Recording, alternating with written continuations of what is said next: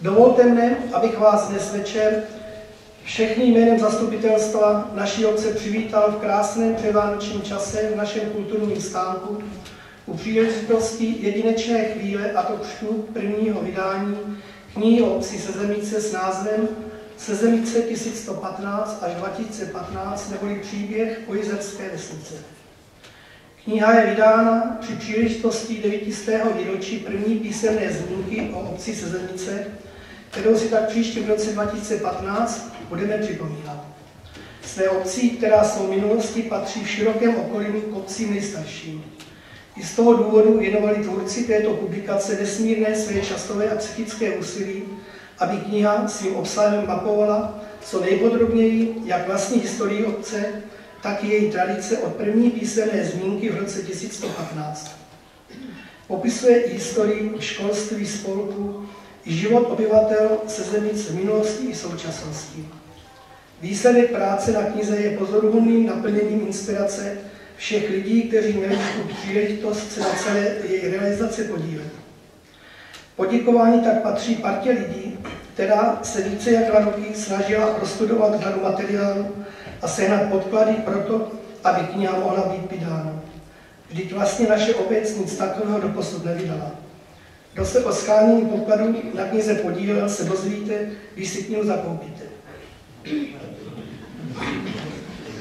Věřím, že tato kniha není poslední publikací, ale je vyzváním k jejímu doplnění či pokračování v dalším období života obce a věřím, že svým obsahem zaujme každého obyčejného čtenáře, který se chce něco o naší obci dozvědět.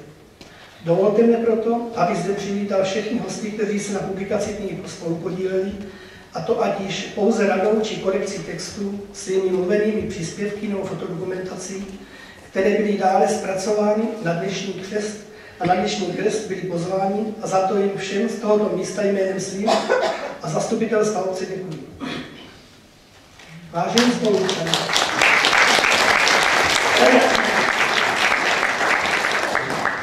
vážení spoluobčané, je před námi závěr roku 2014 a celý nový rok 2015. Dovolte mi, abych z tohoto místa popřál všem občanům jménem svým, jménem stávajícího i minulého zastupitelstva radostné a požehnané prožití vánočních svátků, mnoho zdraví, štěstí a spokojenosti do nového roku 2015. Děkuji vám za vaši účast na dnešním křtu a děkuji za účast hostům, bez jejich přičinění by naše dnes pokřtěná kniha nevyšla, a popřál jim také vše nejlepší do nového roku. Nyní předávám slovo hlavním protagonistům knihy, se kterými vás seznámí, včetně dalšího programu místostarostka obce paní Žilka Lukešová, která jako předsedkyně místního občanského sdružení byla hlavní iniciátorkou publikace a nesla na svých bedrech hlavní tíhu připravit jednotlivé podklady pro knižní vydání, které jí zabralo spoustu hodin, a to hlavně po nocích, za což i právě patří z tohoto místa veřejné poděkování nás všech. Děkuji za pozornost a předávám slovo paní Lukešové.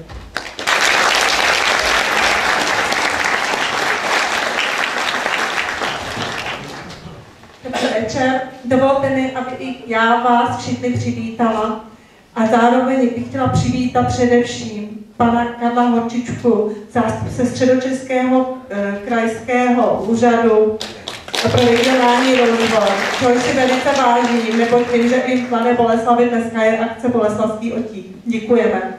Pak bych chtěla samozřejmě přivítat pana Jaromíra Jermáře, senátora, čehož si také velice vážím, neboť vím, že mají zasedání. Děkujeme. Tak samozřejmě chtěla přivítat i zástupce jednotlivých obcí a samozřejmě i zástupce církve. Děkujeme.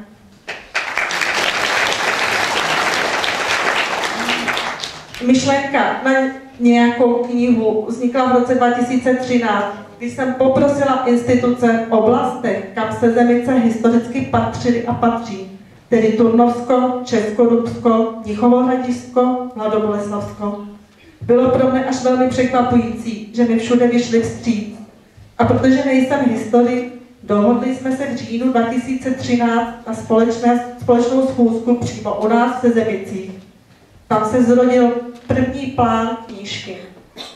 Když tito ochotní odborníci rozdělili o něch pomyslných 900 let mezi sebe. Dovolte, abych tedy zde přivítala všechny, kteří se na této knize podíleli a kteří jsou podepsaní pod jednotlivými příspěvky. Vezmu to od kraje stolu. Pan magistr Juřena za obecní nářko. Pan doktor Luděk Beneš, který je za muzeum Mladoboleslavska. Taktéž pan magistr Pavel Sosnovec. Paní magistra Jana Dumková, která je za muzeum Krohniště. Potom za biskupství Litoměřické, za archiv, pan magistr Martin Barus. Za archiv Litoměřice, pan magistr Pavel Jakubec, který nám nejen napsal příspěvky, ale pomáhal s fotodokumentací. Dále i pan Vladimír Kupec, který je sice rodák sezemický, ale i on se účastnil. Pan inženýr Kupec. Paní magistra Kateřina Vítová, již patří velké poděkování, neboť právě ona byla ten, kdo dokázal skoordinovat veškeré příspěvky a udělala nám jazykové korektury, i příspěvek napsala. Potom tady máme paní profesorku Rakovou, která sice není přímo napsaná pod nějakým příspěvkem, ale která byla velkou radou a velkou oporou v našem snažení. A potom tady máme pana Stanislava Dlouhého, grafika, který se svou velikou sloní trpělivostí dokázal to, jak kniha naše vypadá. Děkujeme. Paní magistra Stará, která je tady zástupce archeologů z Muzea Libereckého, taktéž pan Oldřich Palata, magistr Oldřich Palata z Libereckého muzea. Všem těmto lidem patří velký dík. Zároveň bych chtěla připomenout, že bez vzpomínek pamětníků a lidí se Sezemic, zejména starších ročníků, i bez nich by tato kniha nebyla. Ale bohužel nemáme právě tady. Z nich největší dík z těch všech pamětníků byla právě paní Stanislava Brožová. Paní, která mě nikdy neodmítla, když jsem za ní přiběhla s jakoukoliv blbostí, s jakýmkoliv poznatkem. Vždycky mě vysvětlila, o co šlo.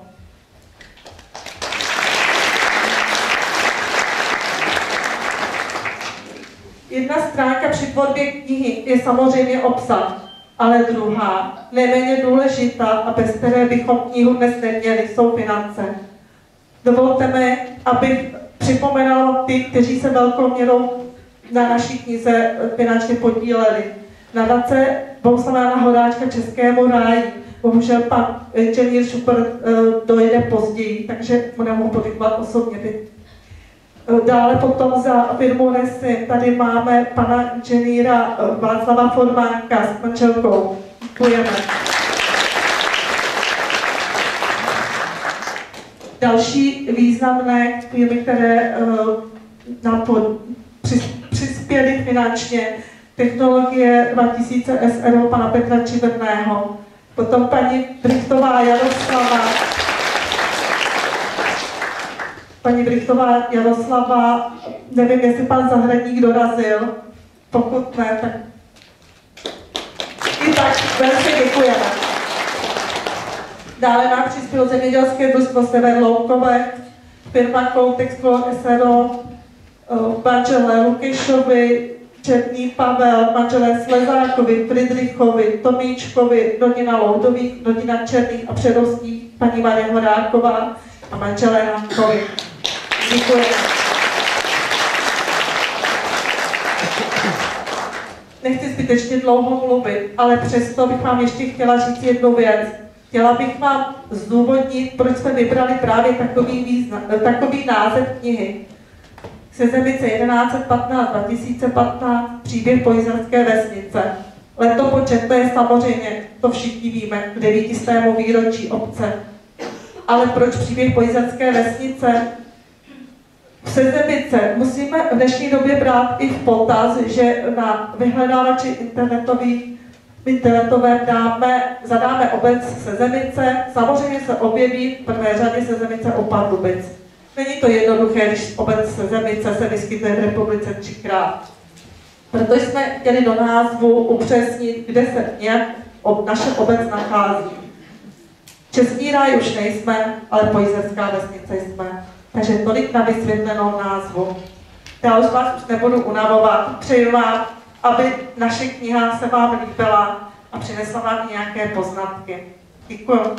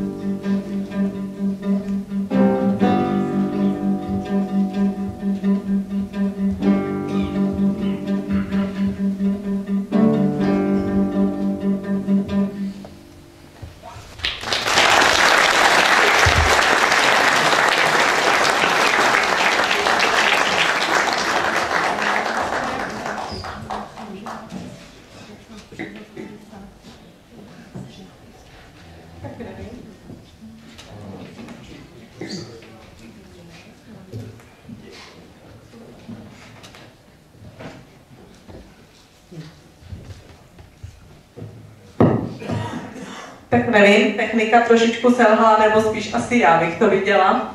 Nicméně, chtěla bych tímto ještě poděkovat žákům základní umělecké škole v Turnově, která vás tímto večerem ještě provází. A zejména jejich vedoucímu. A potom Turnov je pro nás takové spřátelené město. V Turnově máme další školu, se kterou jsme navázali spolupráci. A sice Střední umělecko-průmyslovou školu v Turnově. Jejíž zástupce tu samozřejmě také vítám. A právě Střední umělecko-průmyslová škola v Turnově s námi navázala spolupráci v oblasti, kdy pro nás vyrábějí medaily pamětní. Návrhy nám dělali žáci 3. a 4. ročníku a pod vedením akademického sochaře pana Pavla Bruška, čemuž velmi děkujeme. Zatím máme provedeny návrhy, uvidíte je i v knize Sádrové odlitky. Medaile bude odlita v příštím roce, výročí, které bude slaveno 13. června, kdy bude hlavní boh oslav. A tímto předám teď dalšímu našemu účinkujícímu, který zajišťuje průběh křtu, magistr Pavel Jakubec. Dobrý večer, dámy a pánové, já se tady jen odstěhuji. Já jsem byl požádán zástupci obce, abych vám něco řekl vlastně o té knize samotné, o tom vzniku, ale samozřejmě stejně tak jsou tady rovnocení partneři, ostatní autoři. A doufám, že aspoň těm, kteří nejsou místními rodáky, částečně tím, co vám teďka tady povím, budu mluvit trošičku z duše. Já jsem se za poslední rok stal, dá se říct, občanem Sezemic a Sezemic je mým druhým domovem, protože to je místo, kam jsem po mém rodném Turnově jezdil nejčastěji. A zároveň jsem si to místo velmi oblíbil, když jsem ho znal už předtím. Tak jsem si krátce před tím křtem dnešním snažil vzpomenout, uvědomit si, co pro mě Sezemice znamenaly před 22. říjnem 2013, kdy jsme se tady společně v kruhu, který tady vidíte, a ve fotografii, která je v závěru knihy, sešli a debatovali nad podobou budoucí zamýšlené knihy.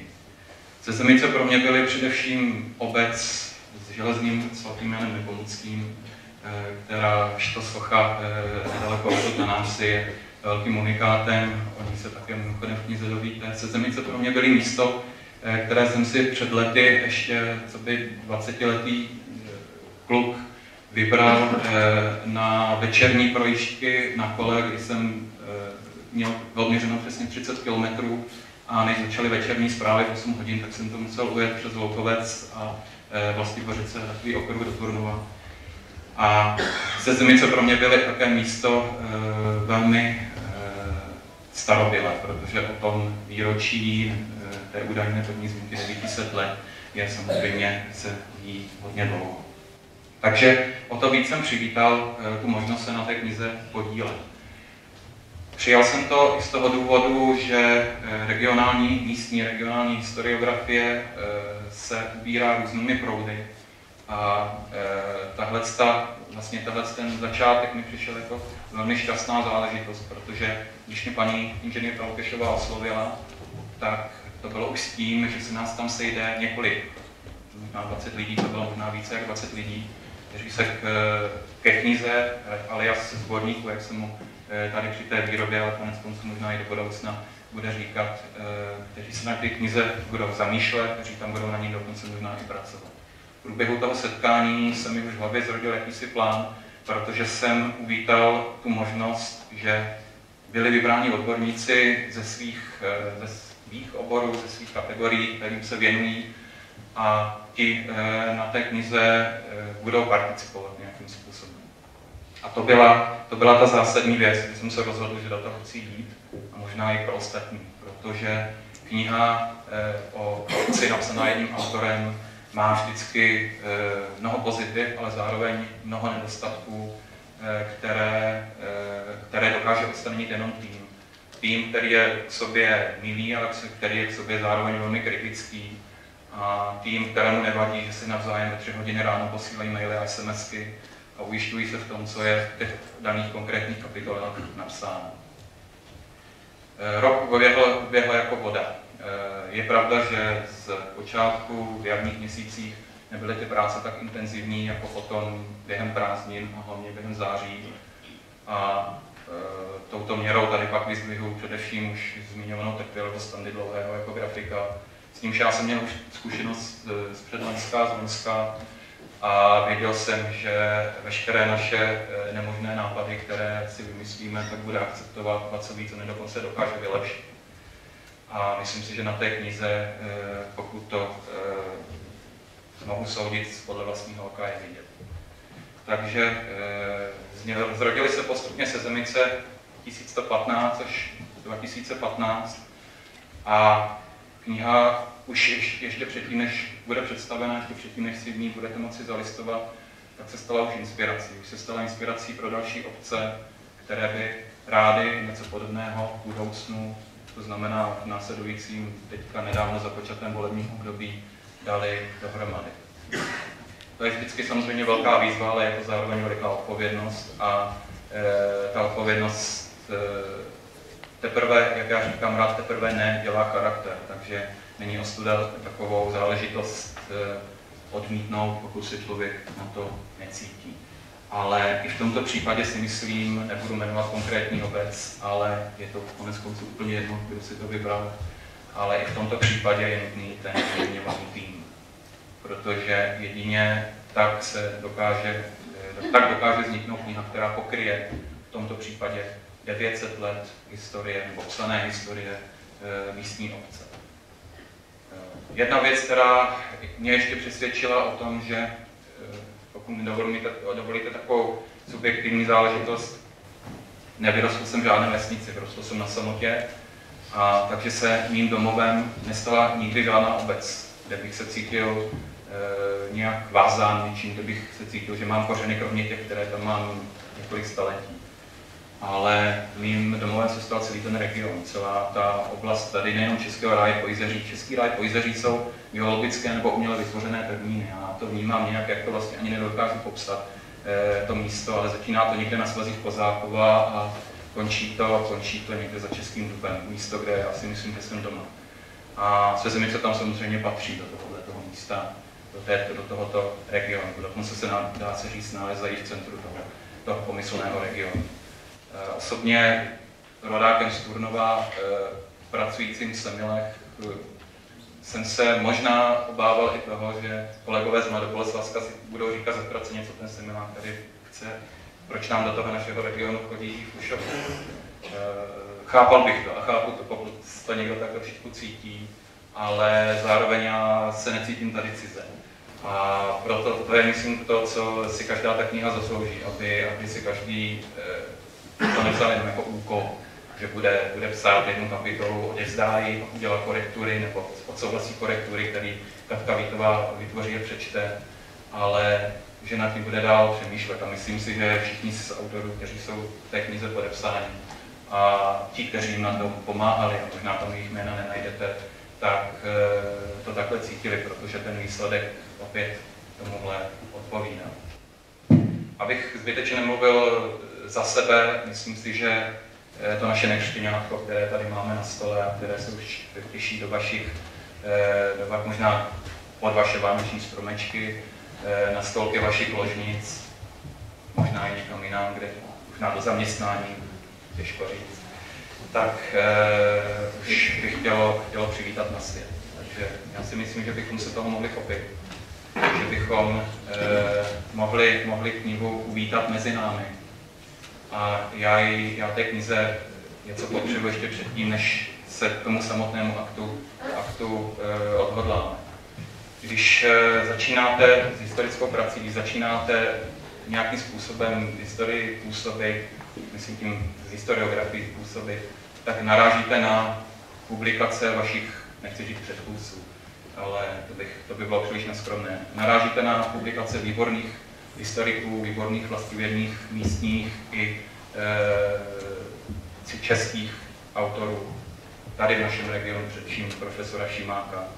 Narážíte na jeho dějiny Míchovou Hradiska, na jeho soupisy památek, dějiny Turnovska, myslím tím soupisy památek Turnovského okresu, protože dějiny vyšly pouze pro Turnov do roku 1620, ale je to něco, z čeho čerpáte dodnes. Ty knihy vycházely před 100 lety, už více jak před 100 lety, některé z nich, A dodnes jsou studnicí vědomostí o tom regionu, které, já si to doufám říct, nejsou překonány. A tak já té naší knize Sezemice 1115 až 2015 přeju, aby až tady po nás někdo bude jednou dávat dohromady třeba soudobou historii nebo historii, která se teprve stane, aby v těch knihovničkách svých babiček, které možná ještě nejsou dneska ani na světě, svých dědečků, aby našly Sezemice. A byla to pro ně inspirace pro jejich další práci.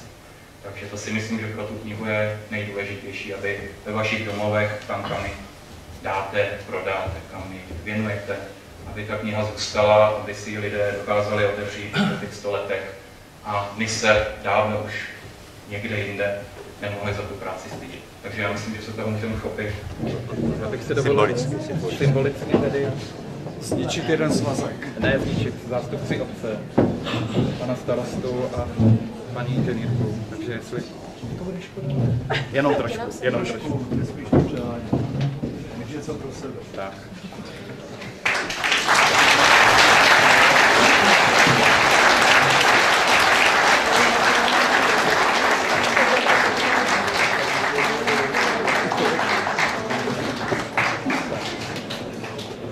Já myslím, že nebudeme dál znehodnocovat svazek a vzájemným přiťuknutím tu naši knihu přivítáme na světě. Tak. Děkujeme tomu.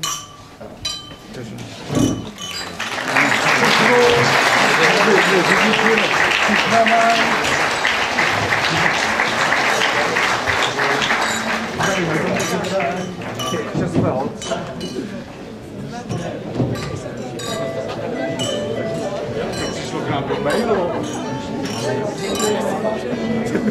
Nevyvodko.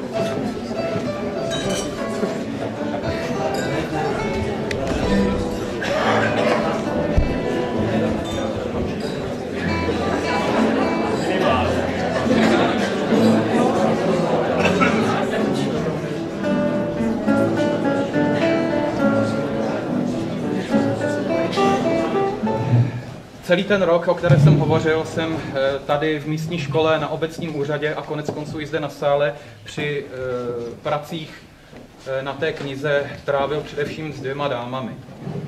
A to již jmenovanou inženýrkou Dobroslavou Lukešovou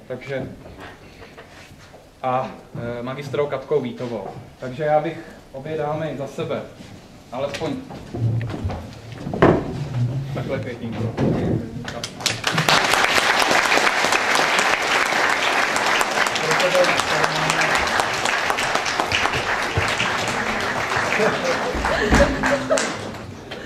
Dostala jsem dárek, kdybyste viděli, co je na druhé straně.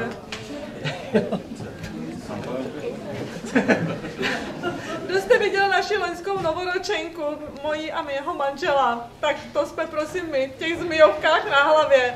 To jsem přímo na knize. Tam to máme.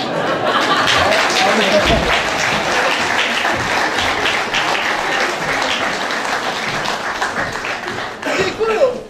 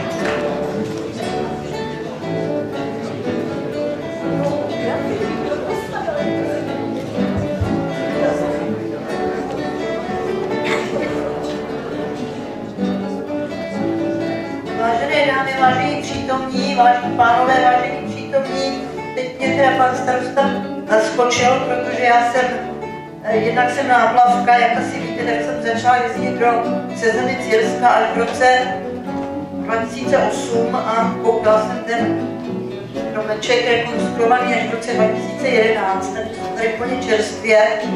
A stejně jako pan doktor Pavel Jakubec, tak jsem původem tedy po mamince, tak jsem ze Smijanského Újezda a my jsme ty Zaloklí. To je úplně jiný svět.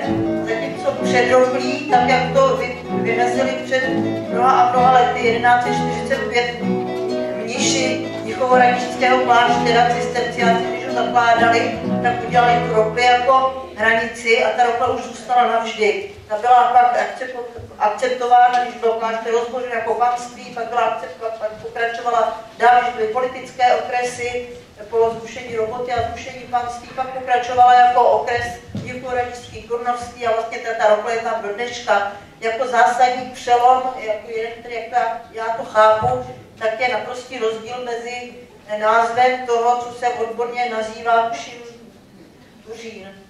Zatímco předroklí se jmenuje Mangold, tak za roklí je to, a teď mi to vypadlo, teda burák, takže ale přesto jsem dokázal tak jako Pavel tady tuto hranici překonat a cítí se tady velmi dobře, velmi jste mě zaskočili kriticí, protože jsem se o ten sborník nějak zvlášť nezasloužila, měla jsem opravdu spoustu práce za rekonstrukcí toho domečku a doufám, že si teda nějak podařilo tuto krásnou mojzerskou architekturu zachránit. Ale jenom bych se chtěla, protože já jsem profesí historik, tak se musím přiznat k tomu, že já jsem byla na tom iniciačním sezení, o kterém mluvil Ondřej 22. října.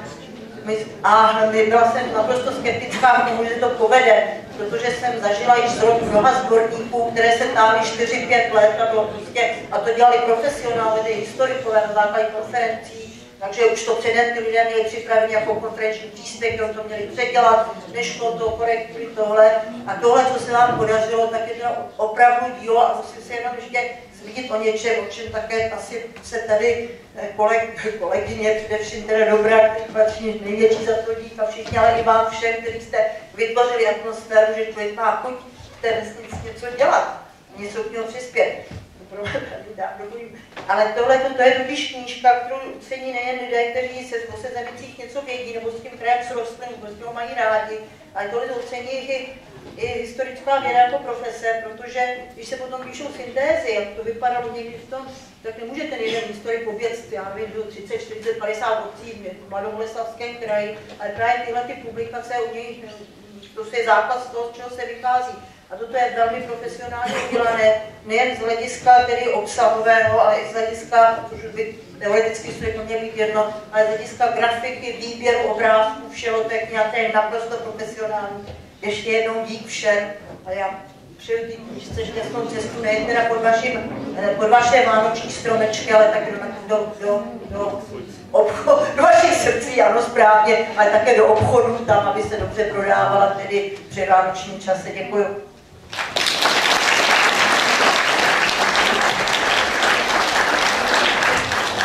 Já velmi děkuji za krásná slova paní profesorce Rakové, která je nesmírně skromná na to, jaký je to znalec.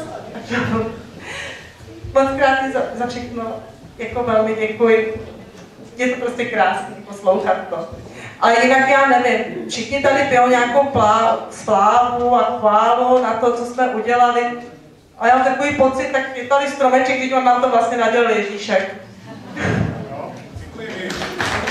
Děkujeme Ježíšku.